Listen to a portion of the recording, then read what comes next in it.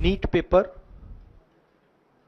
And UGC NET के जो papers हैं वो लीक हुए हैं और एक कैंसिल भी हुआ है। जो रूस और यूक्रेन के बीच में लड़ाई चल रही थी उसको रोक दिया था, ब्रेक लगा दी थी।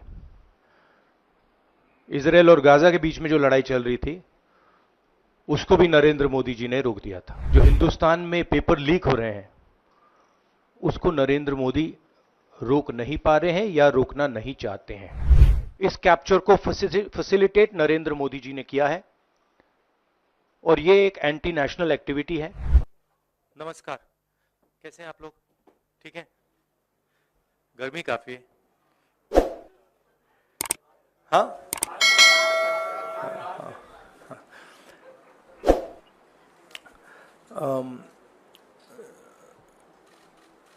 भारत छोड़ो न्याय यात्रा में मणिपुर से हम महाराष्ट्र गए और रास्ते में हजारों युवाओं ने कंप्लेन की थी कि हिंदुस्तान में नॉन स्टॉप पेपर लीक होते हैं। और आज आप सबको मालूम है कि NEET paper and UGC NET के जो पेपर्स हैं वो लीक हुए हैं और एक कैंसिल भी हुआ है। कहा जा रहा था कि नरेंद्र मोदी जी ने यूक्रेन की लड़ाई रोक दी थी। मतलब एक ऑर्डर देके जो रूस और यूक्रेन के बीच में लड़ाई चल रही थी उसको रोक दिया था, ब्रेक लगा दी थी। इजराइल और गाजा के बीच में जो लड़ाई चल रही थी उसको भी नरेंद्र मोदी जी ने रोक दिया था। मगर किसी ना किसी कारण जो हिंदुस्तान में पेपर लीक हो रहे हैं उसको नरेंद्र मोदी रोक नहीं पा रहे हैं या रोकना नहीं चाहते हैं। नुकसान स्टूडेंट्स का होता है। जो हिंदुस्तान के स्टूडेंट्स हैं, मैं जानता हूं कि आप इन एग्जाम्स के लिए महीनों सालों काम करते हो। ये आपका फ्यूचर है और आपके फ्यूचर से खिलवाड़ किया जा रहा है। मध्य प्रदेश में व्यापम हुआ और अब उस व्यापम को नरेंद्र मोदी जी और उनकी सरकार पूरे देश में फैलाने का काम कर रही है। मैं इंस्टीट्यूशनल कैप्चर की बात करता हूं, मीडिया की बात करी, अलग अलग हिंदुस्तान के जो संस्थाएं हैं उनकी बात की। यही एजुकेशन इंस्टीट्यूशंस में हो रहा है। पेपर लीक का कारण है कि सारे के सारे वाइस चांसलर्स, एजुकेशन सिस्टम को बीजेपी के लोगों ने, उनके पेरेंट ऑर्गेनाइजेशन ने कैप्चर कर रखा है। जब तक ये कैप्चर रिवर्स नहीं किया जाएगा तब तक पेपर लीक चलता जाएगा। इस कैप्चर को फैसिलिटेट नरेंद्र मोदी जी ने किया है और ये एक एंटी नेशनल एक्टिविटी है क्योंकि ये देश का भविष्य है और इससे हिंदुस्तान के युवाओं को, स्टूडेंट्स को जबरदस्त चोट पड़ती है। इंक्वायरी चल रही है, एक को आपने कैंसिल कर दिया है, अब पता नहीं दूसरे को कैंसिल किया जाएगा या नहीं किया जाएगा, बट कोई ना कोई तो इसके लिए जिम्मेदार है और उनको एकदम पकड़ा जाना चाहिए और उन पे एक्शन लिया जाना चाहिए। आपके कोई सवाल हो? साथियों, मैं गुजारिश करूंगा सवाल आपके इसी विषय पर। हाँ प्लीज। हाँ, sorry. So, when I went on my Bharat Jodo Yatra, the second one, throughout the route, students were telling me that paper leaks are endemic in India. They study, they work hard, honest students suffer, and students who want to cheat benefit. And this was repeated again and again and again and again. Now we are seeing an expansion of the idea of Vyapam across the country. BJP states have had to deal with this. Uttar Pradesh has had to deal with this. Madhya Pradesh has been a center of this. Gujarat has been a center of this. And now they have expanded this idea to the rest of the country. This is extremely damaging to students, and it's happening because all our institutions have been captured. Our vice chancellors are placed not based on merit, but because they belong to a particular organization. And this organization and the BJP have penetrated our education system and destroyed it. What was done by Mr. Narendra Modi to the economy with demonetization has now been done to the education system. Youngsters, I want you to know that the reason this is happening and the reason you're suffering is because an independent, objective education system has been demolished, and it has been replaced by an education system that is captured by the BJP, captured by their parent organization. And until this capture is released, you are going to suffer. You're going to see cancellations of your exams. You're going to see paper leaks again and again and again. One paper has been cancelled. We don't know what is going to happen to NEET. But whatever happens, it should not be done in a arbitrary fashion. The rules that apply to one paper should apply to another paper. And it is very important that the people who are guilty here are brought to book and they are punished. Thank you.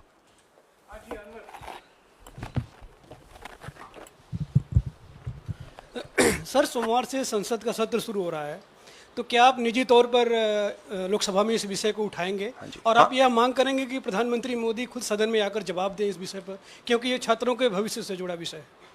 हाँ, बिल्कुल, simple question. हाँ, उठाएंगे, parliament house में उठाएंगे.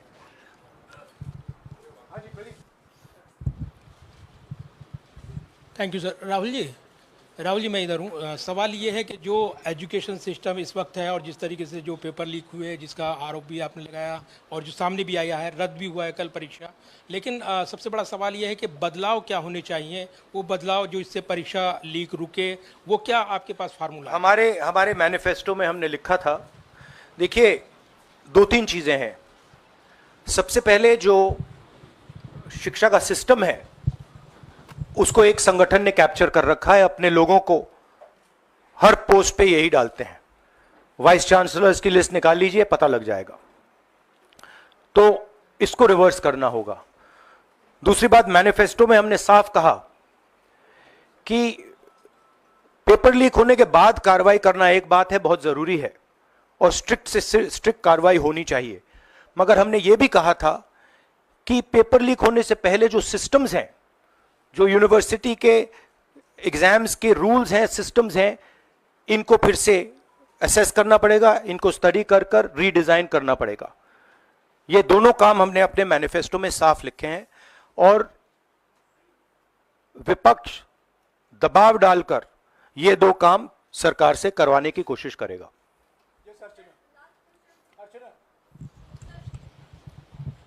Rahul, do you think so? This is a education emergency, and till now, what is the stand? Government ने जितना भी stand लिया, do you satisfied with that stand? और सर मेरा दूसरा सवाल भी है, जिस तरीके से आप आज स्टूडेंट से मिल रहे हैं, आज let me answer the question. See, there is a huge pressure on our students, and the pressure comes from a number of directions. The first direction is the large scale unemployment that is there in the country. Everybody understands it, everybody knows it, and one of the reasons the government suffered in this election was that all youngsters believe that Mr. Modi is incapable of solving the employment problem. So that's the first thing. Second thing is there's huge pressure because of this, and there are very few avenues for students. In all areas, right? So you've cut off the job avenue. Now you're cutting off the exam avenue. You're saying, you can take an exam, you can study, you can work as hard as you want, on the last date we're going to tell you that the exam is cancelled, so that avenue is also shut. You've shut avenues like Agniveer, you've shut avenues like the public sector, so the youth of India have nowhere to go. It doesn't matter whether you're an IIT graduate, IIT student, or you're trying to join the army. The youngsters in India simply have no way through. And it's not just a educational crisis. It's a crisis in pretty much every sphere that we are facing. Now, before the elections, it was very clear that there was massive control of the media, massive control of the other institutions, so people were quiet. Now people are very clear that we are sitting on a disaster and we've got a government that is crippled, cannot do the job. It's literally walking around on one leg, right? So, yes, it's a crisis. It's a profound national crisis. It's an economic crisis. It's an educational crisis. It's an institutional crisis. So, but I don't see any response. I don't even see the capability of a response, right? So, हाँ नहीं 1 second, Bihar का भैया हमने कहा है कि inquiry होनी चाहिए और जो भी जिन्होंने भी पेपर लीक कराया है उनके खिलाफ कार्रवाई होनी चाहिए। राहुल जी, चूंकि ये मामला नेशनल लेवल पे भी एग्जाम्स में हो रहा है, स्टेट लेवल्स में भी एग्जाम्स में कई जगह इस तरह के पेपर लीक की घटनाएं होती है और करोड़ों छात्रों का जीवन अधर में लटक जाता है। आपको लगता है कि एक सख्त कानून बनाने की जरूरत है संसद में कि इससे निपटने के लिए? कैसे होगा, क्योंकि छात्रों का जीवन नहीं, सख्त कानून आफ्टर द फैक्ट है, वो होना चाहिए। मगर अगर आप मेरिट के बेसिस पर लोगों को नहीं जॉब देंगे, अगर आप आइडियोलॉजिकल लोगों को वाइस चांसलर बनाएंगे, इनकेपेबल लोगों को वाइस चांसलर बनाएंगे, एग्जाम्स के जो स्ट्रक्चर्स हैं, एग्जाम लेने के स्ट्रक्चर्स हैं, उनमें आप आइडियोलॉजिकल लोगों को डालेंगे तो ये काम होगा।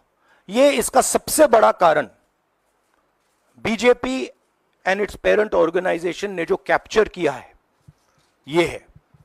और अगर आप कल्प्रिट ढूंढना चाहते हैं तो मैं आपको बताता हूं, जिन लोगों ने हिंदुस्तान के इंस्टीट्यूशंस को डिस्ट्रॉय किया है, जो पहले ऑब्जेक्टिव हुआ करते थे, इम्पार्शल हुआ करते थे, वो आज इम्पार्शल नहीं है, ऑब्जेक्टिव नहीं है, आइडियोलॉजिकल बना दिए गए हैं और मीडियोकर लोगों को इन इंस्टीट्यूशंस में बैठा दिया गया है। इसका मेन कारण यह है, और इसका आप एपिसेंटर देखिए, पूरा देश जानता है, युवाओं आप सब जानते हो कि इसका पहले एपिसेंटर मध्य प्रदेश हुआ करता था, वहां पे 40-50 लोगों की हत्या हुई थी, ये तब शुरू हुआ था।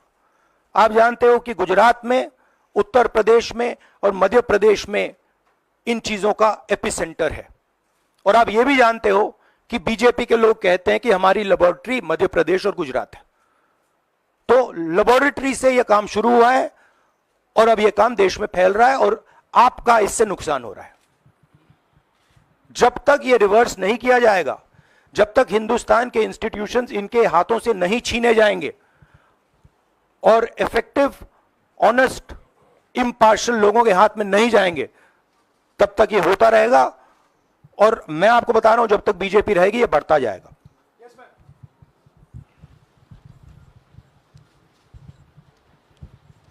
सर, एनटीए के अंदर सारे एग्ज़ाम्स आने लग गए हैं, नीट भी, नेट भी, और इवन कॉलेज एडमिशन्स भी उसी पे हो रहे हैं। तो आपको लग रहा है ट्रांसपेरेंसी कहीं ना कहीं वहीं ख़त्म हो जा रही है, क्योंकि वो एक एजेंसी जो है वही सारा कंडक्ट करा रही है। तो आपने पार्लियामेंट में इस मुद्दे को उठाने को सोचा है कि एनटीए को कहीं ख़त्म करने की ज़रूरत है या बदलाव करने की ज़रूरत है? नहीं, देखिए, अगर हिंदुस्तान में बहुत सारे ऑनेस्ट लोग हैं, बहुत सारे ऑब्जेक्टिव लोग हैं, अगर ऑब्जेक्टिव लोगों को, ऑनेस्ट लोगों को आप ये काम दोगे, पेपर लीक नहीं होगा। अगर आप मीडियोकर लोगों को राजनीतिक बेसिस पे, आइडियोलॉजिकल बेसिस पे चुन के करोगे तो ये काम होगा। और ये मैं कह रहा हूं, दोहराता जा रहा हूं कि हर हिंदुस्तान की हर संस्था को कैप्चर कर रखा है, लीगल सिस्टम को, ब्यूरोक्रेसी को, इंटेलिजेंस एजेंसीज को, इन्वेस्टिगेटिव एजेंसीज को, एजुकेशन सिस्टम को।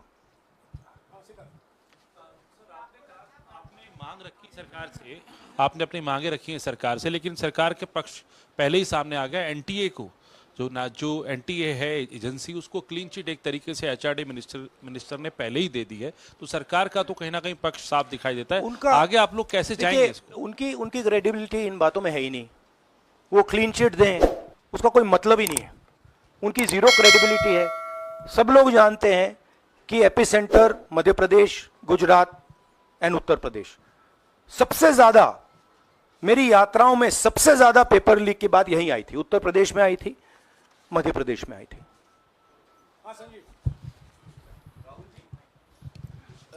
Rahul ji, NTA has conducted one test and which has been cancelled. The other is under doubt, and the court is looking into it. Would you say that the agency like NTA is incapable of conducting such examinations, because two main examinations, and I want it to be disbanded or something? No, I would say that if you let people who know how to run these things and you promote people based on merit, there are multiple ways in which you can do exams successfully. If on the other hand, you are constantly posting people who are mediocre, who do not have the skills to do these jobs, and you're posting them simply because they come from your same ideology, no system is going to work. You can change whatever system you want. If the people who are being put into that system are mediocre and being put in for the wrong reasons, it is never going to work. Sir, Last question. Sir, NEET, specifically on NEET examination, there is of course investigation that is going on, but the scheduled counseling session is not been delayed. It is going to happen as per schedule. So do you think that this is a mere eyewash when it comes to the investigation, saying that investigation bhi ho rahi hai, but then they are not delaying the Look, they can eyewash whatever they want, but they are going to get such pressure from the opposition that they're going to think twice about whatever they're doing, because we are not going to allow this type of activity to be done as far as our students are concerned. Our students sit there, they work, they spend months, they dream about these exams for years, they spend huge amount of money. So the opposition is simply not going to allow any of this eyewash that is taking place. We will make sure that we put so much pressure on them that this issue is resolved. Okay, Janendra, last question. Sir, Janendra, jaldi.